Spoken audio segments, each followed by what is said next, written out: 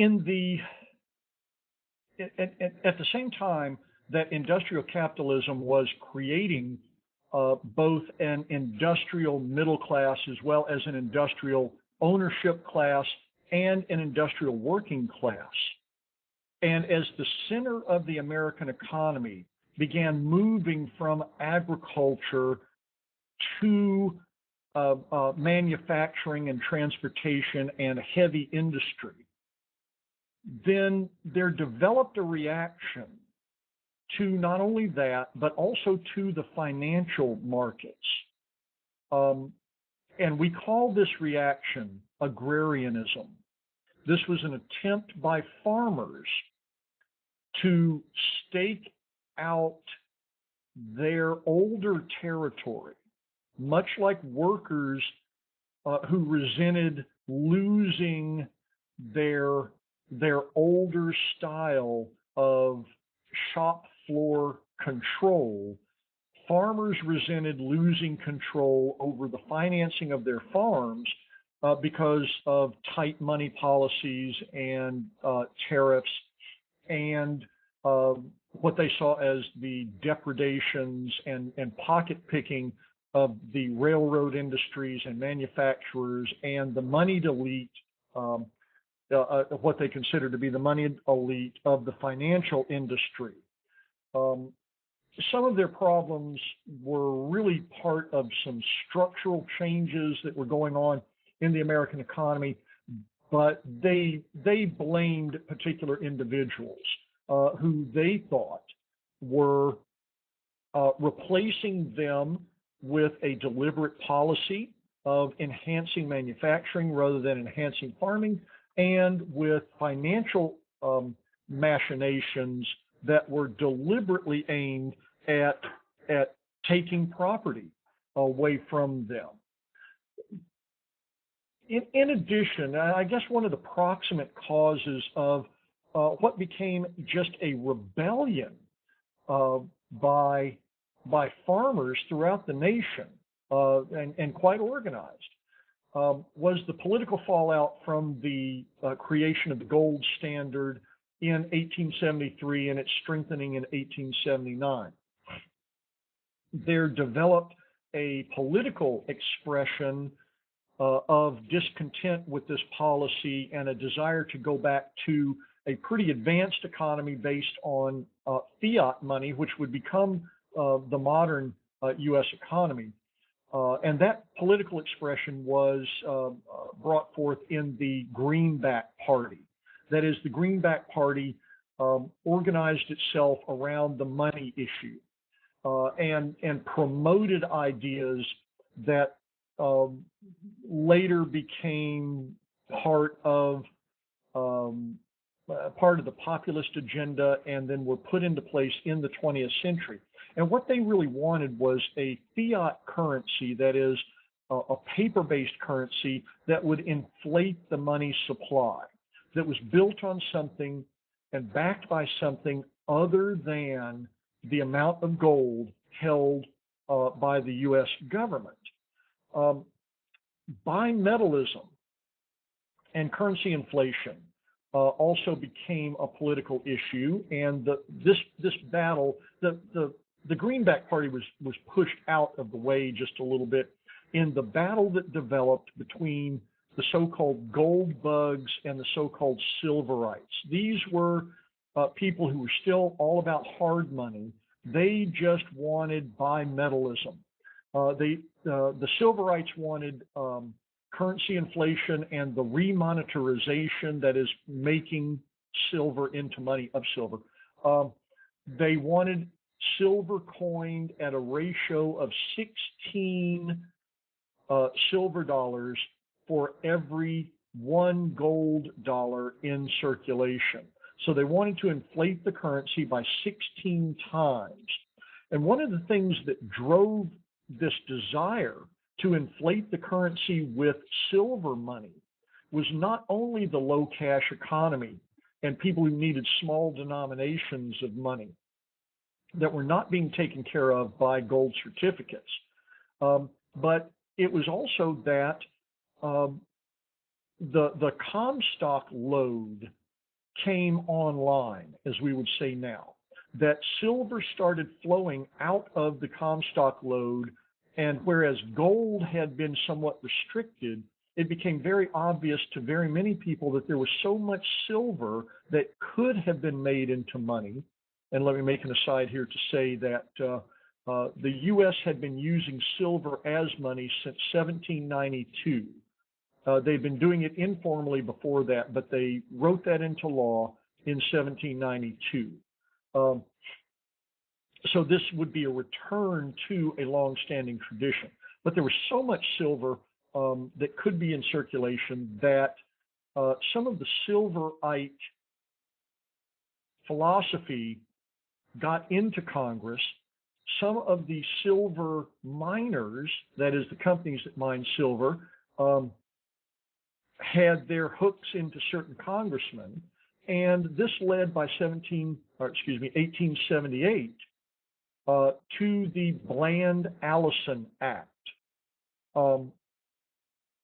which demanded that the government required the government to purchase silver for coinage at a modest rate of about $2 million a month. But it never did mandate when the silver had to be coined. And so every so often, somebody who was involved with Bland-Allison or attempting to enforce Bland-Allison or put political pressure on the Treasury Department concerning Bland-Allison, and usually these were the Comstock people, then every so often the Treasury would release a little bit of this money as silver coins, and it would go out into circulation, but it was never enough to really inflate the currency, nor to relieve the problems of small needs people that needed small denominations of currency. Even if Bland-Allison had required the government to mint all $2 million a month into coin for circulation, that wouldn't have actually affected the economy very much. To remedy some of this and to take some of the political steam out of the Silverite movement, then John Sherman, William Tecumseh Sherman's brother, that we've talked about in a previous lecture, mentioned at least in a previous lecture, proposed as part of his dual bills in 1890, he proposed the Sherman Silver Purchase Act. Now, the companion bill, which was put in as a log rolling device, then was the Sherman Antitrust Act. In order to get the in order to get the Antitrust Act passed, Sherman put in another bill, the Silver Purchase Act, and that he made these into companions. He proposed them together. He had gotten enough senators on board that they could pass both of these bills, even if they didn't like one of them, they liked the other one well enough that he got them to compromise. This would double the silver purchases made by the U.S. government from $2 million to $4 million a month.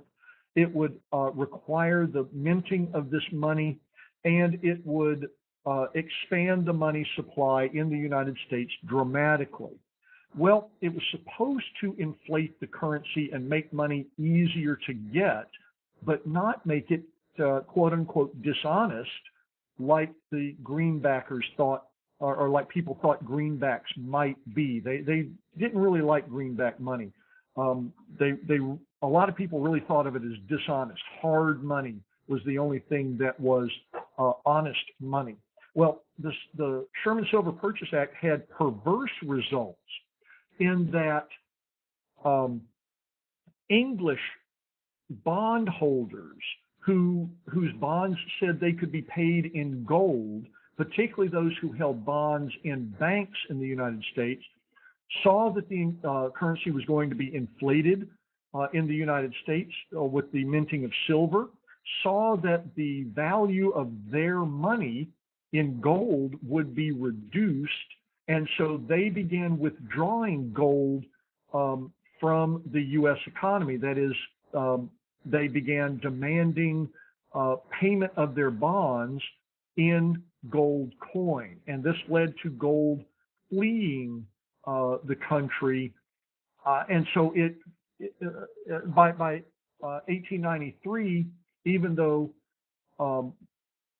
Grover Cleveland saw the danger and got Congress to rescind the Silver Purchase Act, there was enough gold already fleeing the United States to drive the United States into the Depression of 1893. So sometimes your best intentions fall all to pieces. Let's look at this other strand, agrarianism proper, that developed out of farmers. Hold that thought about the monetary problem, because that's going to come back.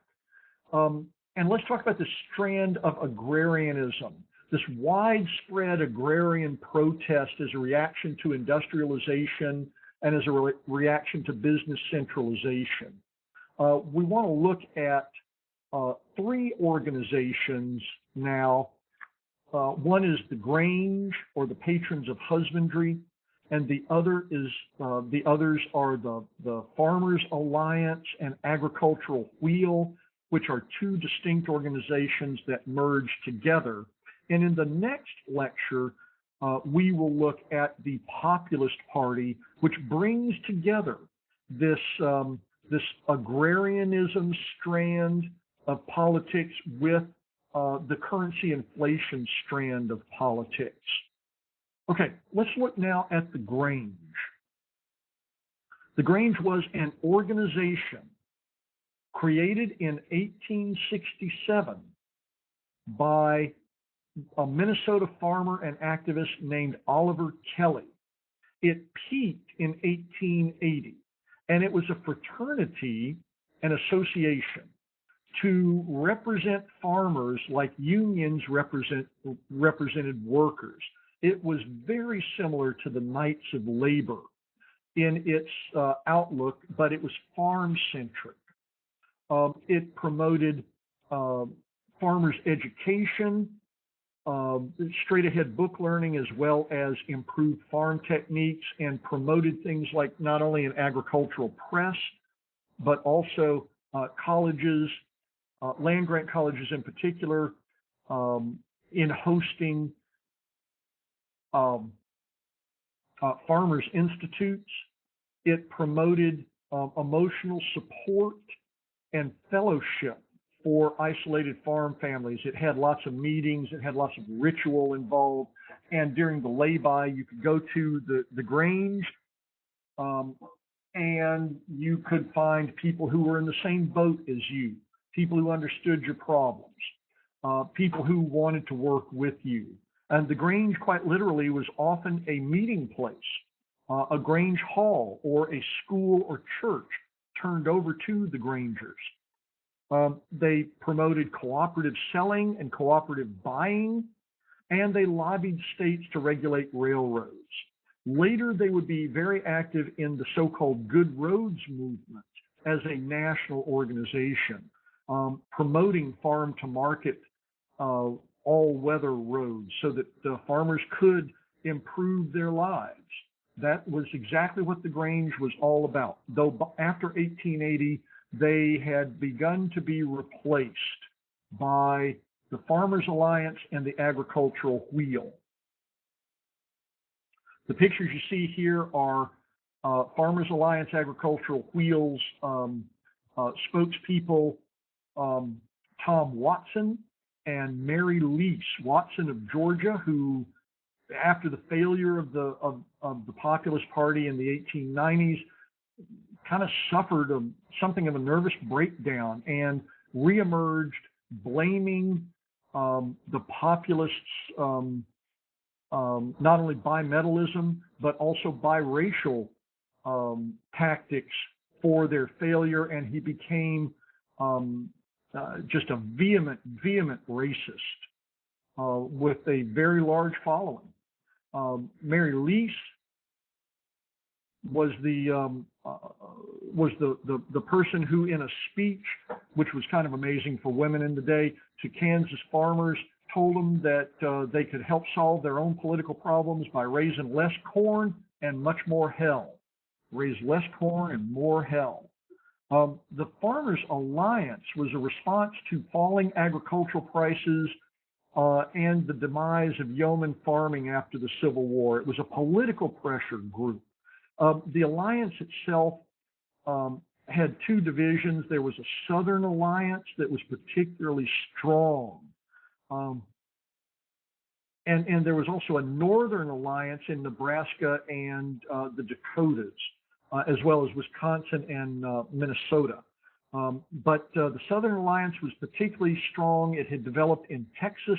It had particularly good leadership in Charles McCune of Texas, who was its founder, in Tom Watson of Georgia, who brought in the Cotton South, and Mary Lease of Kansas, who was one of the great organizers of the Farmers Alliance. It also had a quote-unquote colored alliance. That is, even though they met in segregated facilities or stayed kind of apart in outdoor meetings, then African American farmers were brought into the alliance. This is particularly true in the Southern Alliance. The alliance and the Northern and the Southern Alliance tried to merge in 1889, but the Southern Alliance was successful at merging with its local competitor, the Agricultural Wheel of Arkansas, in 1889, and consequently the Northern Alliance kind of became its own entity after the failure to merge in between the Northern and Southern Alliance. Now, the Agricultural Wheel began in Arkansas in 1882. Its chapters spread to Tennessee, Kentucky, Missouri, and the Indian Territories. The program of both the Agricultural Wheel and the Southern Alliance focused on local and state cooperative purchasing and marketing groups. This was like the cooperative factories and the cooperative stores of the Knights of Labor. It became after this merger between the Alliance and the Wheel began to take place, then it became politicized in the St. Louis Platform of 1888. In fact, it's the St. Louis Platform of 1888 that formed the basis of the Southern Alliance and the Southern Agricultural Wheel merging into one organization. And what was it that they wanted? They wanted, first of all, in the St. Louis Platform, currency reform. That is, they wanted the currency to be inflated by minting enough silver. Actually, they wanted a fiat money based on the GDP, the gross domestic product. This was very advanced and very much gold greenback based. They didn't want money minted on or produced in the United States based on the amount of gold or silver that the country held. They wanted it based on gross domestic product. That would have straightened out a lot of the currency issues. And it was a pretty sophisticated economic analysis that they kind of stumbled upon by accident. Economists in the 1800s and early 1900s didn't have the kind of data sets that we have now. They didn't have the philosophical and theoretical tools to understand what's going on in the economy. In fact, even our economists now are having as much trouble understanding our economy as the economists of the 1890s had understanding their economy. We can today understand the economy of the 1890s substantially better than we can understand our own economy. And the economists 100 years from now will be able to understand what happened in our economy. Hence why I teach history. Because dealing with the stuff that happens right now is really difficult.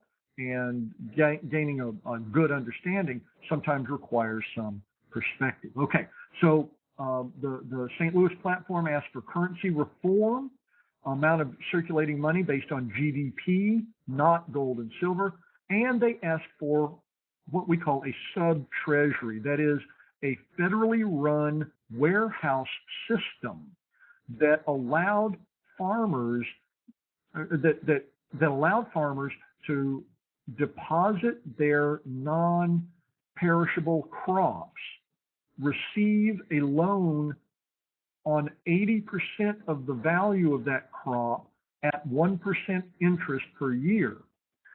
And then when that crop sold, then they would pay off their loan and keep what the crop sold for, minus the 80% principal that they'd already gotten, plus 1% per year. This allowed farmers who did not produce comestibles, that is, crops that spoiled in storage, to store their non-perishable crop so that it could be sold when there was no more glut on the market. Prices of non-perishables fell during the harvest season and rose during the off-season. Well, this was what they wanted, currency reform and a sub-treasury. Agrarianism was a political expression that first formed under the Grange, which was not very political, and then formed up under the Farmers Alliance and Agricultural Wheel. This strand quickly merged into the currency question and would become the basis of populism, which we'll talk about in our next lecture. This concludes this lecture. Thank you very much.